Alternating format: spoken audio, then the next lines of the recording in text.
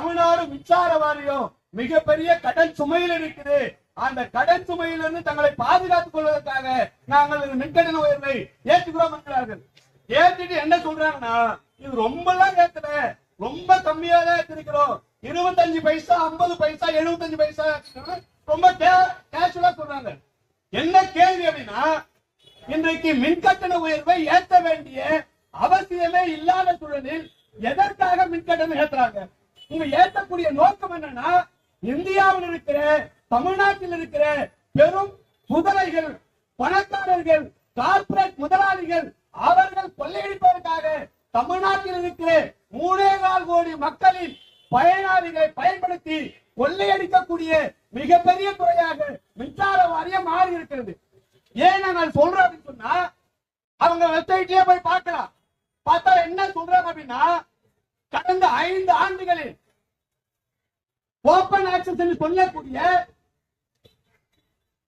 தனியார் மின் நிறுவனங்கள் பயன்படுத்தக்கூடிய அந்த பயன்பாட்டுக்கான சர்சார்ஜோ அடிஷனல் சர்சார்ஜோ ஒத்த பைசா வசூல் பண்ணல.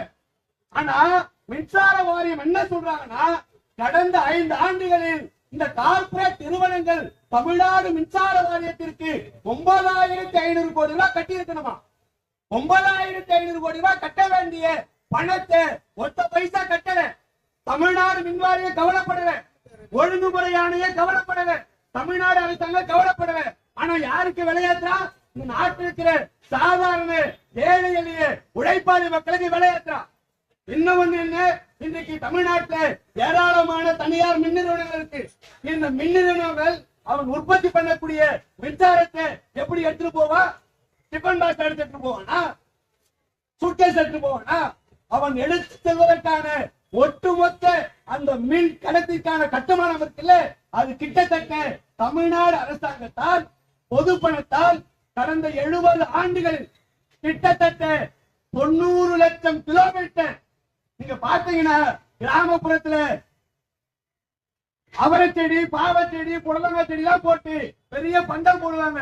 அது மேல எல்லா கொடியும் படந்து காய் காய்க்கும். அந்த மாதிரி தமிழ்நாடு முழுவதும் 9 லட்சம் கிலோமீட்டருக்கு மின்சாரத்தை கடத்துவதற்கான அடிப்படை கட்டுமானங்கள் லைன் போடப்பட்டிருக்கு.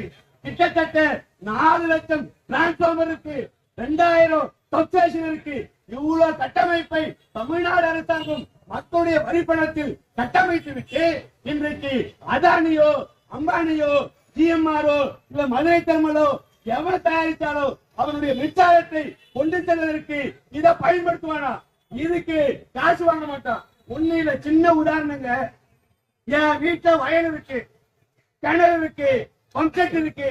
பக்கத்துல ஒரு ஆள் வயல் வச்சுக்கிறாரு, அவருக்கு கிணறு கிடையாது, பம்ப் செட் கிடையாது, கால்வாய் கிடையாது. என் கிணத்துல இருந்து மோட்டர் போட்டு பம்ப் செட் போட்டு கால்வாய் வழியா அந்த ஆளுக்கு தண்ணி கொடுத்தா அவன் எனக்கு என்ன கொடுக்கணும்? காசு கொடுக்கணும் இல்ல, இல்ல விளையில ஒரு பங்கு நெல்லு கொடுக்கணும் இல்ல. அவர் எதுவுமே கொடுக்க மாட்டாரு, எல்லாத்தையும் பயன்படுத்தி பாருங்க.